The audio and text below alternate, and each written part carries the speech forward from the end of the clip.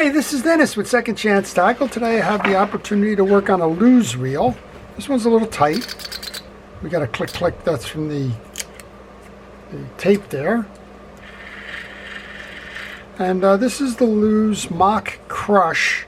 It's a model MCR1SHA. It's a relatively recent reel. It's selling for somewhere in the vicinity of $150 to $170.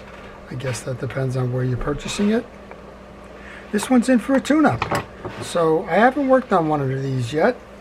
And what I always do when I go to find a reel that I haven't worked on is at least I go for the boilerplate. In this case, I went to the Lose site, and that has the whole manual on the site.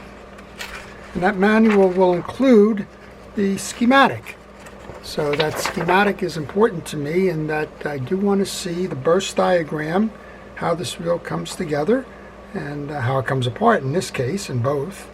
And it does everything, including showing you little things like how to get the spool out and the like. So we're going to take that apart. It tells me that we have a lube port down below here.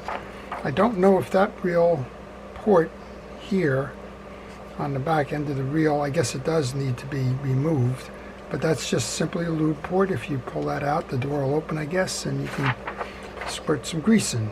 So let's get started with this. As we get started, I'll point out a couple of things. I wear a protective glove to keep my hands safe from any contaminants. I also use a parts tray. In this case, it's kind of hard to see because the two pieces in here are black. But those are the pieces that I've taken off already. It's the hold down clamp and screw for the handle nut. I will take that handle nut off. This is a 10mm nut. And those will go into the parts tray. So I looked at a couple of things before I got too far down the road here. One of those was the screw locations for the case. There's 3 on the front and there's 1 behind. There's 2 behind, I guess. And those have to come out in order to take the side plate off. I'd like to take the star adjuster off next. There is a little washer on top of that, so pay attention to that little guy. And then we can remove the rest of that comes out in a counterclockwise manner. And then there's going to be a click ratchet underneath that. So I like to put that right back into the star adjuster the way it came out. Then there's 2 tension washers. These are not flat, they're concave. They provide variability in the adjustment of that star washer. And then we have a bearing, kind of small thin washer. We have 2 of those. And then we have the anti-reverse clutch collar or spacer next. We're going to leave that in the reel. Alright, there's 2 things we're going to do with this. We're going to have to take the side plate off to get the spool out, and then we're going to have to take this off. Doesn't matter which way you go. This little button here, right here, is a post that runs through. You can see it from the back side here. There's that post that runs all the way across. Not sure if you can see that or not. And that's a pin that's spring-loaded. You pull it out this way, like that, and then you can turn your side plate up. And if you had any question about that, well, that's the process it's showing you on the manual here. Okay, when you pull that up, you should be able to pull that off. And you really don't need to do much underneath here. Unless it was dirty, you would clean that up. We do want to oil the bearing. And please use fishing reel oils when you're oiling the pieces and parts of a fishing reel. Don't use household greases and the like. Okay, this is your brake system, and in this case it's flipped to off. We're going to leave it that way. We're going to remove the spool. We have a bearing on the spool, so let's go ahead and oil that as well. Give that a good spin. Make sure that that's working well there. And I'm going to just check to see if we have a bearing on the other side of that spool. No, we only have the 1 bearing in the spool, 1 bearing in the case.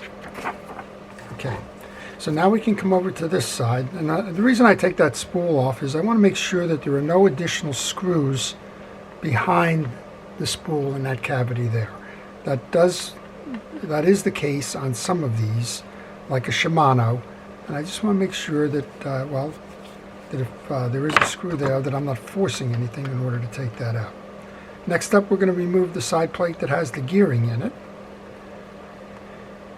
And these have the 4 screws that we talked about, the 5 screws actually, there's 2 behind.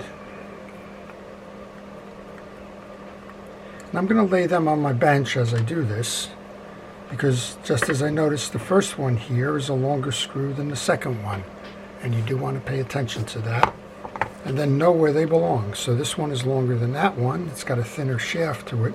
This was the top of it, and that one was the lower one. And I guess that one is on the floor now. So let's get that off the floor, put that back on, and yes, I make the same mistake everybody else does in terms of dropping things from time to time. Alright, we'll take this one off in the back. Then I'm kind of curious about this next one.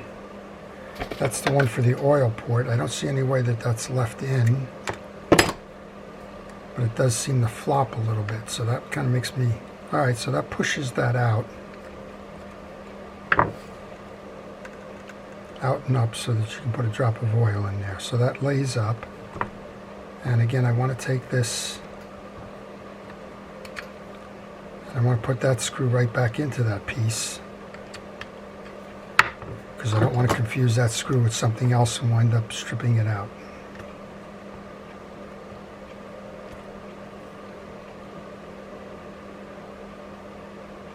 Okay, that one I think can just stay in the case. Nope, there we go.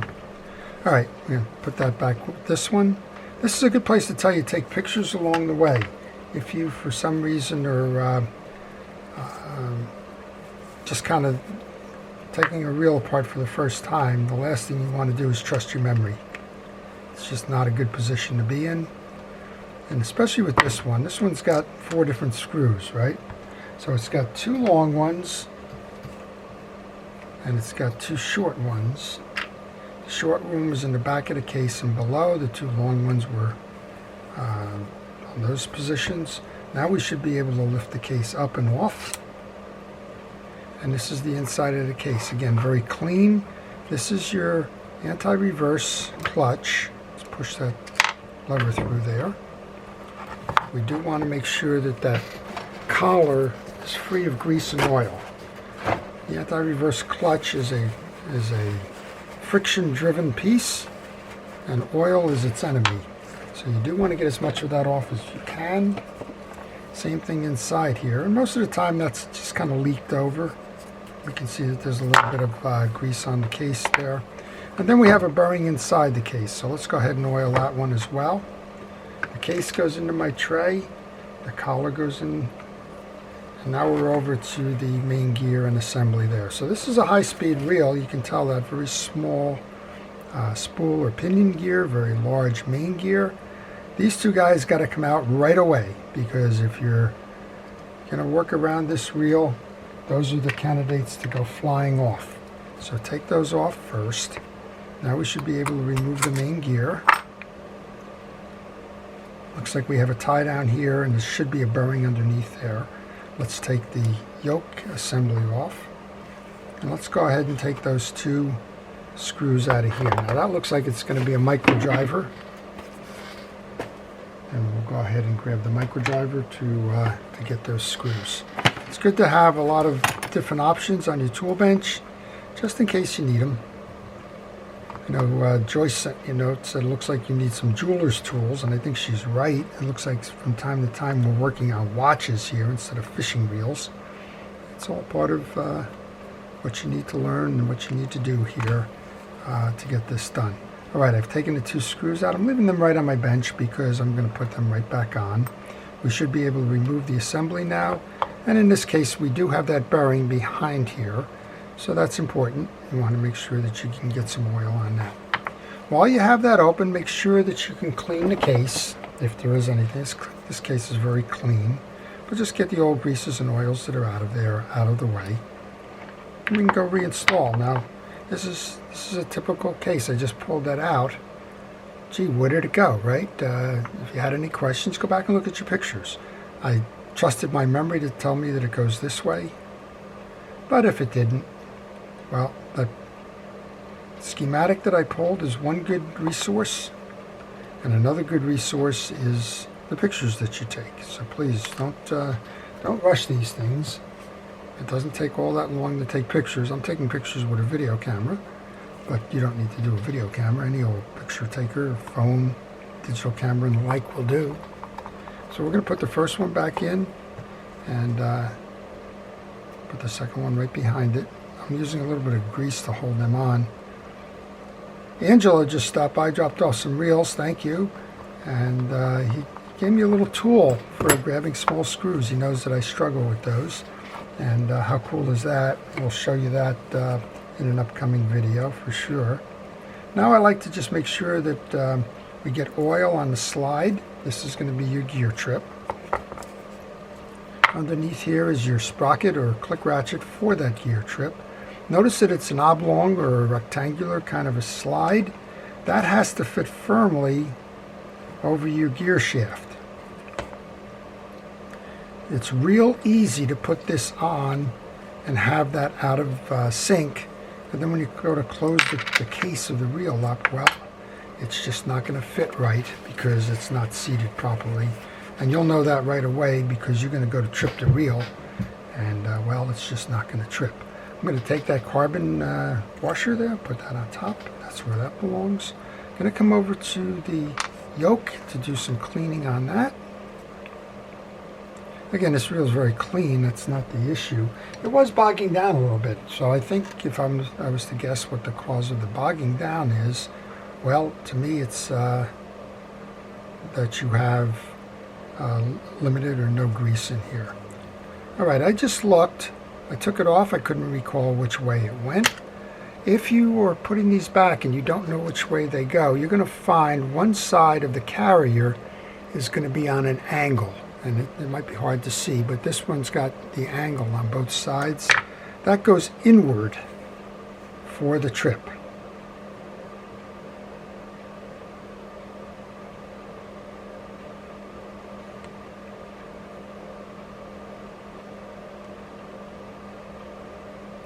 You're going to notice that that is going to correspond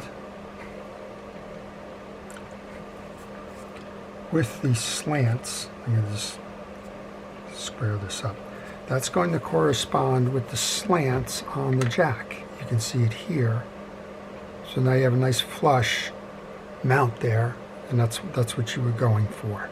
So if you ever have taken something off and you're kind of confused as to what the order was, that's how it goes.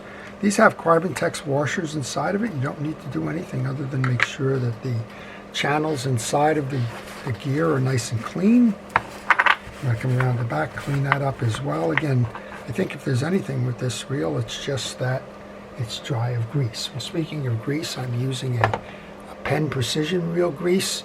I don't have a preference for whose fishing reel grease I use. I generally stick with Penn because I can get the 1 pound containers. But as long as you're using a fishing reel grease, you shouldn't have any problems with performance. Please try to avoid the automotive greases. They tend to be too thick. Try to avoid the household greases. They tend to be too thin. I've seen an awful lot of folks use things over the time of my doing all of these reels. Things like Vaseline and that. Yeah, you can use Vaseline. It's a petroleum jelly. But please understand when you do use Vaseline that it's a very light one and evaporates quickly. We have the 3 washers and we have 3 metals. So this is your order of the metals. The 3 washers, doesn't matter which way you go. You go with the round keyed washer.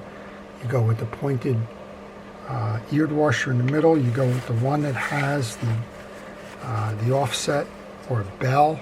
That's your top washer. These are carbon tex. Again, if you read carbon tex, they'll tell you you don't need to lubricate them, so we're going to put these in dry. You do have an alternative. You can use a drag washer grease, like a Cal's Universal Drag Washer Grease. But if you do, put it on and then wipe it almost dry. Just don't leave a lot of it on there. It doesn't do anything for these. The idea of a drag washer grease is to keep the washers flexible, and most of the time the drag washers that dry out are not carbon fiber. They're leather, or they're some kind of fabric or felt. Yeah, in those cases you do need the piece to do that. All right, before I go any further on this one, I'm going to trip down the lever and make sure everything works. So this is your release. You'll see that that metal or that plastic lever arm has moved in and connected with that ratchet. And when you turn that ratchet now, it should fire back up, which is exactly what it did there. All right, well, I probably got ahead of myself a little bit. I do want to service the line pawl. And in order to do that, there's a couple of small screws here. So I'm going to just kind of keep my hand on that gearing. We may have to go reinstall in a little bit. But there's a case screw on this side. And again, I'm going to leave those right on my table because it's pretty quick in terms of coming out. Then there's one down here. There's two on this side.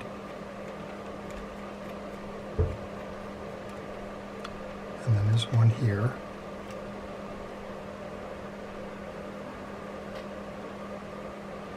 And that's going to take the shroud out that you need to remove. You could probably work around this to get to the little pawl cap.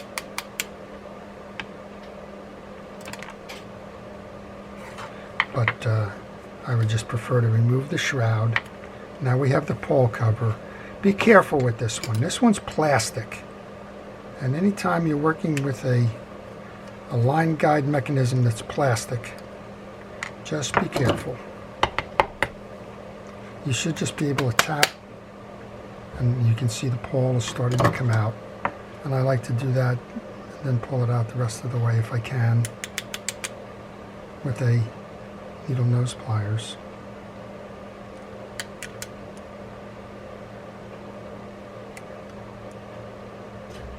Kind of hard because I'm trying to do a couple of things here. I'm trying to hold the gearing in place. So I wanted to take this out. I want to check the teeth on the pawl. Maybe that's the best way to show you. It's a 4th cylinder, and you want to make sure that they're even, and you also want to make sure that it didn't get any grease buildup on the shoulders, the flat section with that. This one's fine. I'm going to go ahead and put that back in. Oil the pawl, oil the worm gear. And we can put the cap back on, and when you put the cap back on, make sure that it is snug, but do not over tighten. There's a couple of reels out there where it becomes a significant problem if you go to the over tightening mode, and one of those is the Shimano bait casters, which have kind of a castle crown kind of effect on it. And boy, if you over tighten those, you're going to snap them off and you'll never get the pawl to work. All right, well, you've been seeing this thing's been bobbing in and out here. It's the guide for the top of it. You just want to make sure that you get that nice and squared up as well, so that it seats properly. Now we can take that shroud and put the shroud back on.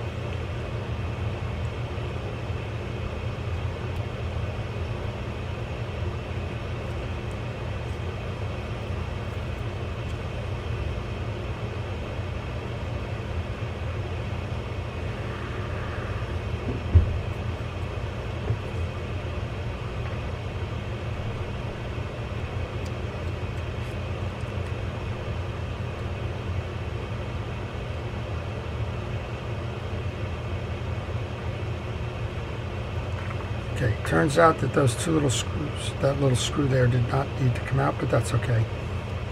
We're back on track. Some of the things you learn when you haven't worked on a reel.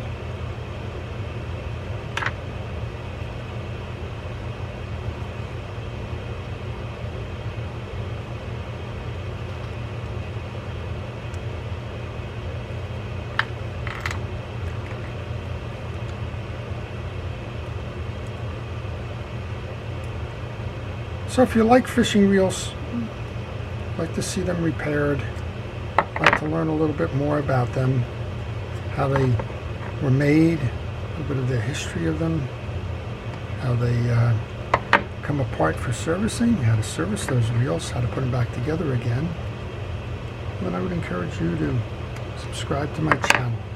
And if you do subscribe to my channel, please hit the notification button. That way you'll see the ones that I'm working on, and those will be able to guide you as you help to restore or work on your reels.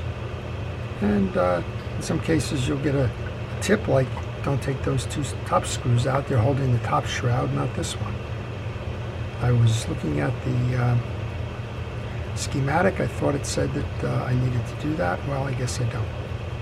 Alright, well, regardless, we're back here where we should be. Again, I'll do a little bit of a grease tap here. That's the reason why I wear that glove. So what have we done so far? Well, we've taken the reel apart. We've oiled all of the bearings. We made sure everything was clean. And we're kind of beginning the reassembly now. And I didn't spill the main gear out, despite kind of getting a little ahead of myself there in terms of doing the reinstall. Nice reel. So $150. I think that's probably what you're going to pay for a reel of this this caliber. And I think that this one looks well made. Now Lou's been around a long time. It was started by a fellow, Lou Childers. He had made the arrangement with Shimano first, and then I guess Ryobi second, to go manufacture his reels. It may have been the other way around. He may have done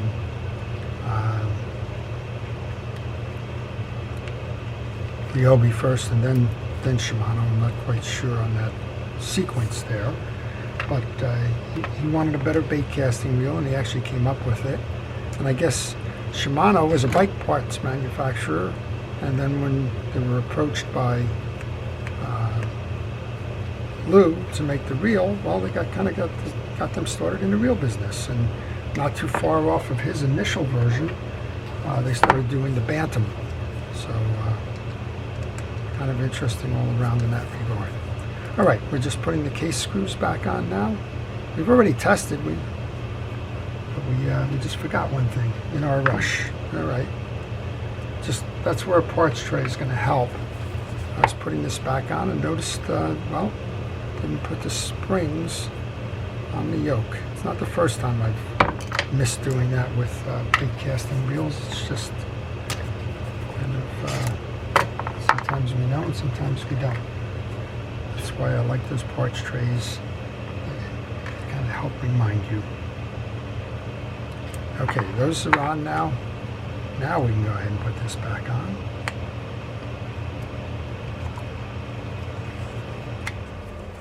Didn't feel the tension when I was doing the reassembly, and that kind of just tripped my memory that we needed to put that on.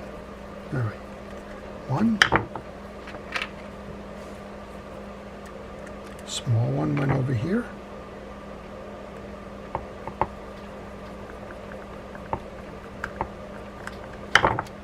Two.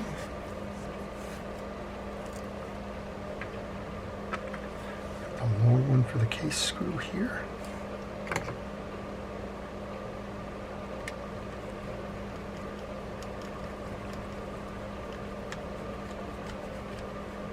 Just going to hold on our line guide.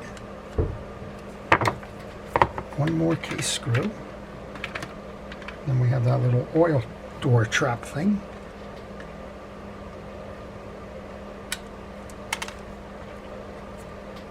If you have a question on this reel or any reel in particular, maybe you're working on one and you're stuck, if you leave that question in the comment section, I'll try to help you out. Leave the type of reel and the model. I've get a lot of questions that go something like, I'm working on my pen reel and it's jamming. Well, There's a lot of different causes why pen reels jam, but I can't start to tell you which ones it may be unless you tell me what the model is. Alright, we put the door back on for the oil port. That was easy enough. We've done a lot of work here. Looks like we've got everything on a dry run. Everything's oiled up. So make one more time, I'll just trip that to make sure that our free spool release is tripping before we go any further. We've oiled the spool. We're just going to take a moment here to wipe down the shaft and put a little bit of grease on the axle shaft of the spool. Insert that in. This is a personal pick of mine at the moment here. These lines where we leave the braid on always get trapped in the case. Be careful of that when you're going to reinstall the reel. Let's grab the trap door, if you will. We've oiled the back end of this. It's a mag reel. Get it set like that, and all you have to do is flip down, and that will pull that in. All right, I'm running close to the max time on my recording, so we're going to shut it off and come right back on.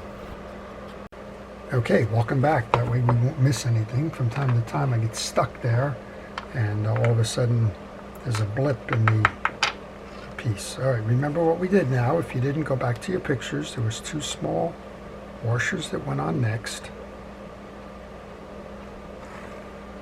A lot of times these washers are easily overlooked. In this case, they're just going on to the collar for the anti-reverse, and a lot of times it goes on to a bearing, and then your performance drags because you haven't reset those and the bearing sticks. I'm going to put these on face to face so that the cavity is inside. You can see the difference on the spacing here because they're not flat washers. Okay, I got one more. I got that little click ratchet goes on top that I left in the case. Now we can put the star adjuster on. And this is a big one. I don't know if I counted the 10 ball bearings, but they tell me it's there. There's a couple in the handles. I think there's 4 in the handles maybe. This is 7.5 to 1. That's pretty significant. Clicker is working fine. We have the little washer that goes behind the handle. Handle is next. Tighten that down.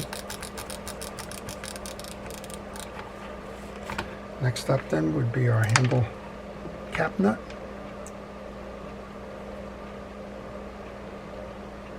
So if you're like Ron and you have a reel that you would like to have serviced and you're not up for servicing it yourself, well, if you shoot me a note to my email on the business card that follows, I'll give you the service and repair information. I'll be happy to work on your reel for you. This channel was designed to show you how to do it yourself. I completely understand if you're not interested in doing it yourself, but I'm trying to pass along what I know before I can't do that anymore. All right, we almost had that lined up right. Minor adjustment. Let's put that tie down on and we'll give it the final test. And get this one out there fishing again. There's just one more thing we're going to want to do because I'm noticing that the handles do have access points. So I'm sure that we have 2 bearings in the handle knobs. And we're just going to go ahead and oil those up as well. That's me and these small screws again.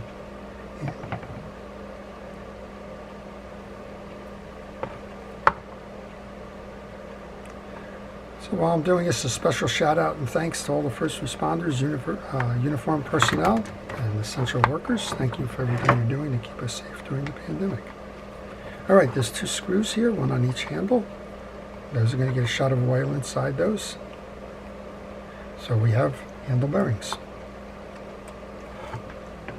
And I see it as I look in there. If you want to change those bearings out for some reason, they are held in there with a Phillips head screw. And go ahead and do that. If you want to replace these knobs, you could do it the same way, just unscrew. I'm not sure what assortment. I'm assuming that there are knob adjusters available or alternatives available. Maybe you want to put a round one on instead of this whatever, leverage knob, I don't know, whatever they make for these. But we'll just throw a shot of oil into each, keep those things running right. And that's it. That is your Lew's Mach Crush bait casting fishing reel. Let's give it a ride. Okay, nice spin. We're a little tight on the adjuster there.